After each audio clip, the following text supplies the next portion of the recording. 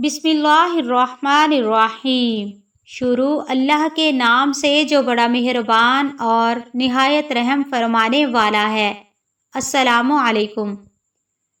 سامعین، یہودی یہ جانتے تھے کہ نبی کریم صلی اللہ علیہ وآلہ وسلم علم کا شہر ہیں اور حضرت علی رضی اللہ تعالی عنہ علم کا دروازہ۔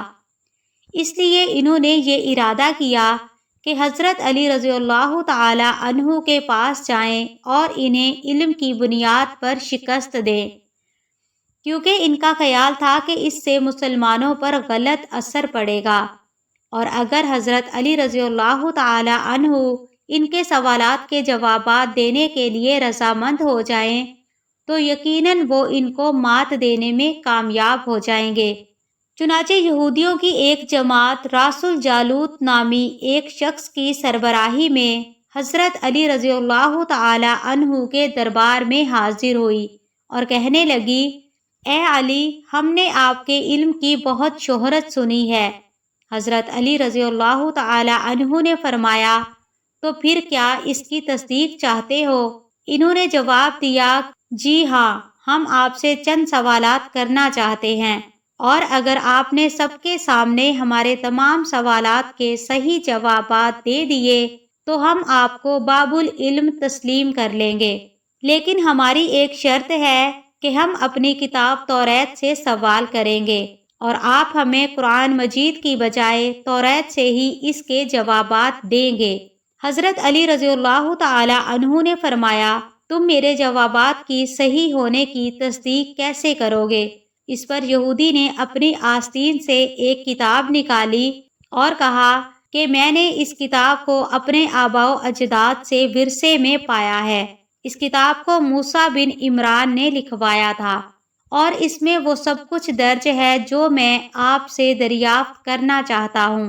حضرت علی رضی اللہ تعالی عنہ مسکراتے ہوئے فرمانے لگے، مجھے منظور ہے، تم جہاں سے چاہو سوال کر سکتے ہو، تمہیں تمہارے سوالوں کے جوابات مل جائیں گے۔ ہاں، اگر میں نے تمہارے سوالوں کے درست جواب دے دیے تو کیا تم سب اسلام قبول کر لو گے؟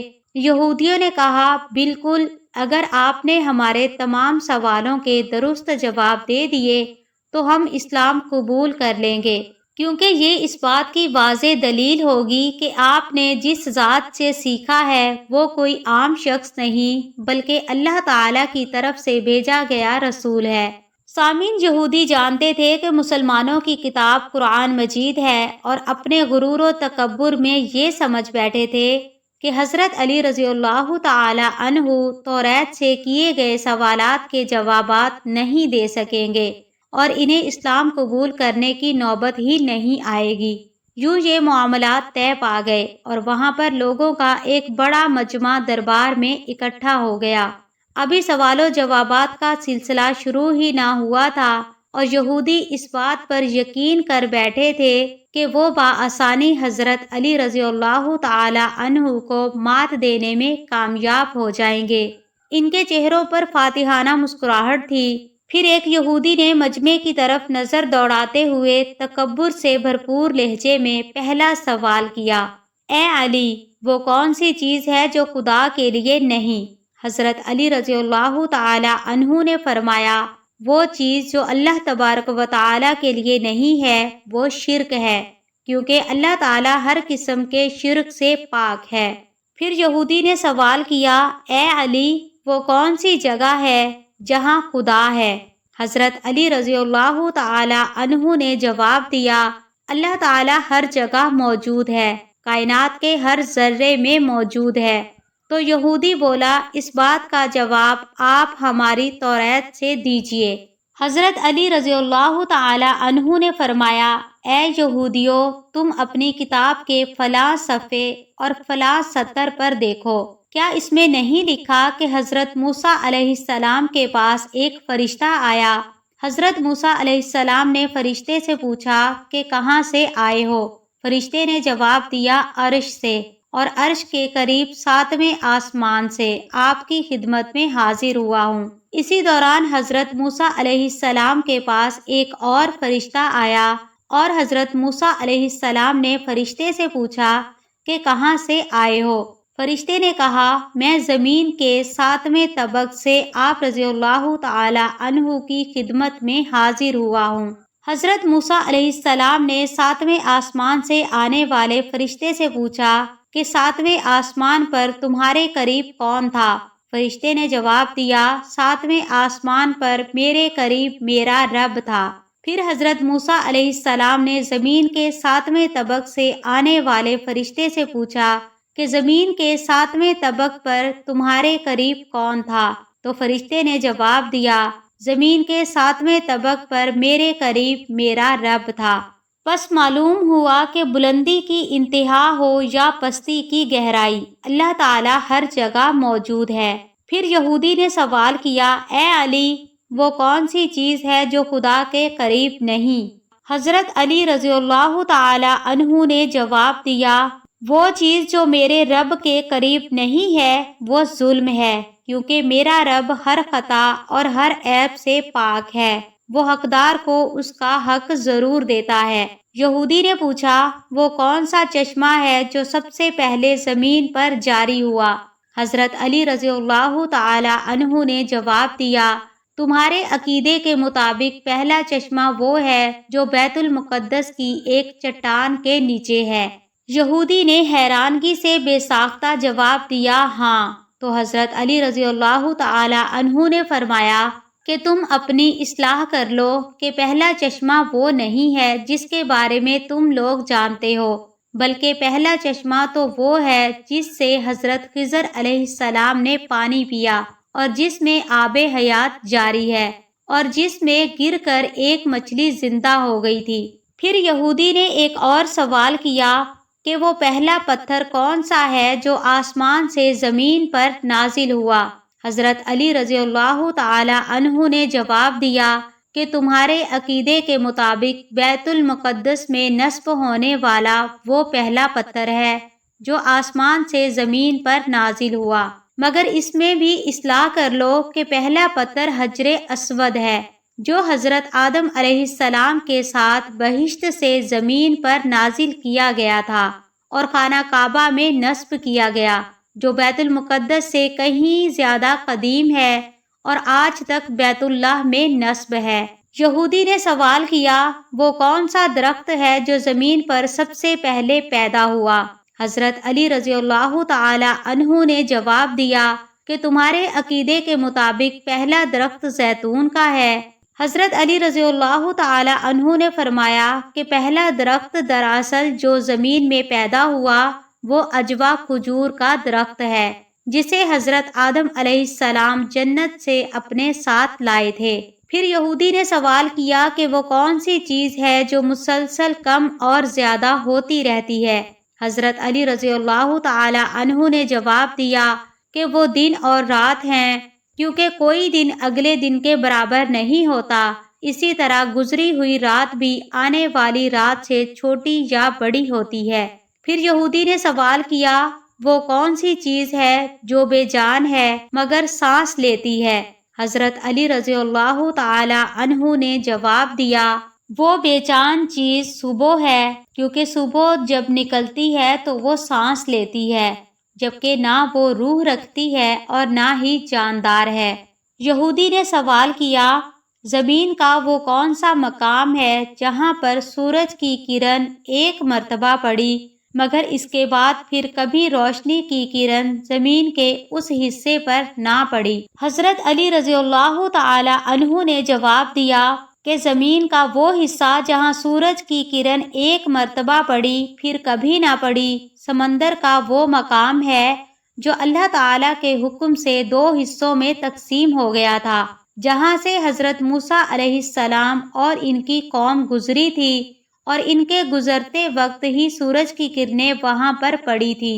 پھر اس کے گزرنے کے بعد سمندر کا پانی پھر برابر ہو گیا، پھر اس کے بعد کبھی بھی سورج کی کرنیں اس جگہ پر نہیں پڑی۔ یہودی نے سوال کیا وہ کون سی 2 چیزیں ہیں جو ہمیشہ حاضر رہتی ہیں، اور وہ کون سی 2 چیزیں ہیں جو ہمیشہ غائب رہتی ہیں؟ حضرت علی رضی اللہ تعالی عنہ نے جواب دیا کہ وہ 2 چیزیں جو ہمیشہ حاضر رہتی ہیں آسمان اور زمین ہیں، اور وہ دو چیزیں جو ہمیشہ غائب رہتی ہیں موت اور زندگی ہیں، جن کے بارے میں کبھی بھی پتہ نہیں چلتا کہ وہ کہاں ہیں اور کب آ جاتی ہیں۔ پھر یہودی نے سوال کیا کہ وہ کون سی چیز ہے جس کا خالق خود اللہ تعالیٰ ہے، لیکن اللہ تعالیٰ نے اس کے بارے میں خود سوال کیا ہے۔ حضرت علی رضی اللہ تعالیٰ عنہ نے جواب دیا کہ وہ حضرت موسیٰ علیہ السلام کا عصا مبارک ہے، جس کا خالق خود اللہ تعالیٰ ہی ہے، اور اس کے بارے میں موسیٰ سے سوال کرنے والا بھی اللہ تعالیٰ ہی ہے۔ جب اللہ تعالیٰ نے فرمایا کہ اے موسیٰ یہ تمہارے ہاتھ میں کیا ہے، یہودی نے سوال کیا اے علی وہ کون سی بے جان شے ہے جس نے بیت اللہ کا طواف کیا؟ حضرت علی رضی اللہ تعالی عنہ نے فرمایا وہ بے جان شے حضرت نوح علیہ السلام کی کشتی ہے کہ جب طوفان نوح کے دوران چلتے چلتے بیت اللہ کے مقام سے گزری تو اس نے بیت اللہ کے 7 چکر لگائے۔ یہودی نے سوال کیا وہ کون ایک ہے جس کا دوسرا نہیں؟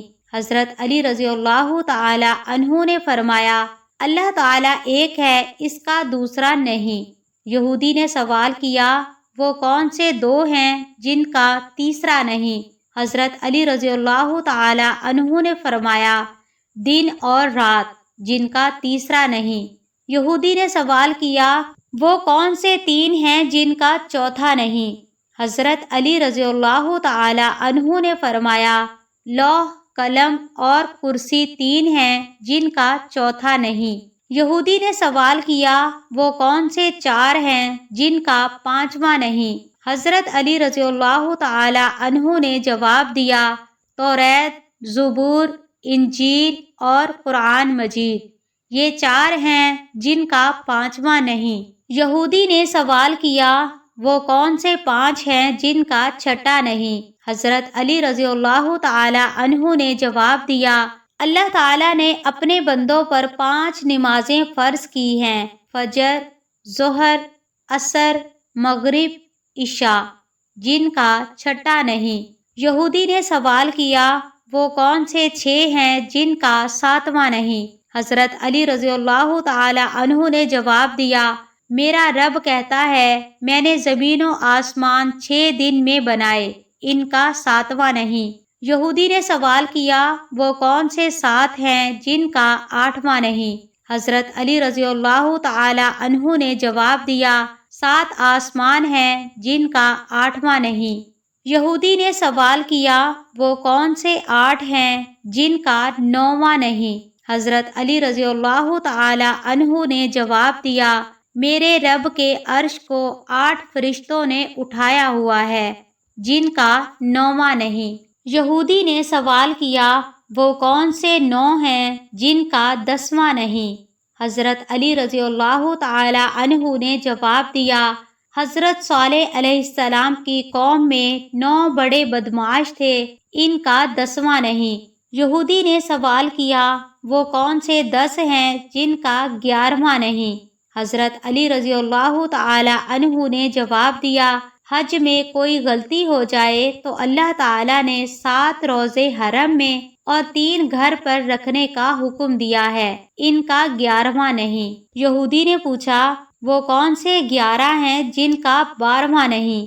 حضرت علی رضی اللہ تعالی عنہ نے جواب دیا حضرت یوسف علیہ السلام کے 11 بھائی تھے جن کا 12واں نہیں۔ یہودی نے سوال کیا کہ وہ کون سے 12 ہیں جن کا 13واں نہیں؟ حضرت علی رضی اللہ تعالی عنہ نے جواب دیا سال میں اللہ تعالیٰ نے 12 مہینے رکھے ہیں، ان کا 13واں نہیں۔ یہودی نے سوال کیا وہ کون سے 13 ہیں جن کا 14واں نہیں؟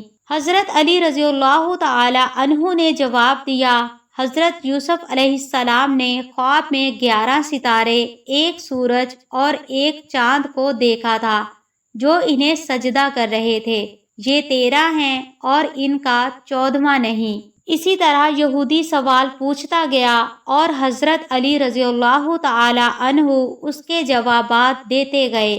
مجمع میں موجود تمام لوگ حیرانگی سے یہ منظر دیکھتے رہے کہ اچانک مجمع میں موجود ایک یہودی نے حضرت علی رضی اللہ تعالی عنہ سے سوال کیا، اے علی، دنیا میں ہر آدمی سوچ کر اور کچھ لمحے ٹھہر کر جواب دیتا ہے، لیکن آپ ایسے جواب دے رہے ہیں جیسے یہ سوالات اور ان کے جوابات آپ کو ازبر ہیں۔ حضرت علی رضی اللہ تعالی عنہ نے اس کے جواب میں اس یہودی سے ایک سوال پوچھا کہ بتاؤ تمہارے ہاتھ کی کتنی انگلیاں ہیں؟ یہودی نے فوراً جواب دیا، 5۔ حضرت علی رضی اللہ تعالی عنہ نے فرمایا، تم نے بھی تو فوراً سوچے بغیر جواب دے دیا۔ تو یہودی بولا کہ اے علی، مجھے معلوم ہے کہ میرے ہاتھ کی 5 انگلیاں ہیں۔ تو حضرت علی رضی اللہ تعالی عنہ نے مسکراتے ہوئے فرمایا، مجھے بھی یہ سارے علم ایسے ہی ازبر ہیں جیسے تمہیں یہ معلوم ہے کہ تمہارے ہاتھ میں 5 انگلیاں ہیں۔ اس کے بعد راس الجالوت نے حضرت علی رضی اللہ تعالی عنہ سے سوال کیا، اے علی، آسمانوں اور جنت کا کفل کیا ہے؟ حضرت علی رضی اللہ تعالی عنہ نے جواب دیا، آسمانوں اور جنت کا کفل شرک ہے، اور شرک سے ان کے دروازے بند ہو جاتے ہیں۔ یہودی نے حضرت علی رضی اللہ تعالی عنہ سے پھر سوال کیا، اے علی، آسمانوں اور جنت کے تالے کی چابی کون سی ہے؟ حضرت علی رضی اللہ تعالی عنہ نے جواب دیا، آسمانوں اور جنت کی چابی میرے مصطفیٰ صلی اللہ علیہ وآلہ وسلم کا عشق ہے۔ عشق کا ابتدائی اظہار کلمے سے ہوتا ہے۔ پس حضرت علی رضی اللہ تعالی عنہ نے کلمہ پڑھا، اور پھر اس کلمے کا سننا تھا کہ یہودی علماء اور خود راس الجالوت نے کلمہ پڑھ لیا، اور سب کے سب مسلمان دائرہ اسلام میں داخل ہو گئے۔ سامعین، حضرت علی رضی اللہ تعالی عنہ وہ ہستی ہیں کہ جنہوں نے علم کو عمل سے جوڑا، عقل کو ایمان سے ملایا، اور فہم کو عدل کے پیمانے پر رکھا۔ حضرت علی رضی اللہ تعالی عنہ کے فیصلے اتنے منصفانہ ہوتے تھے کہ خلیفہ دوم حضرت عمر فاروق رضی اللہ تعالی عنہ فرمایا کرتے تھے کہ اللہ نہ کرے کہ کوئی ایسا مسئلہ میرے سامنے آئے کہ جس میں علی موجود نہ ہو، کیونکہ علی کا فیصلہ ہمیشہ حق پر ہوتا ہے۔ حضرت علی رضی اللہ تعالی عنہ نے فرمایا، علم مال سے بہتر ہے کیونکہ تمہاری حفاظت کرتا ہے، اور مال کی تمہیں حفاظت کرنی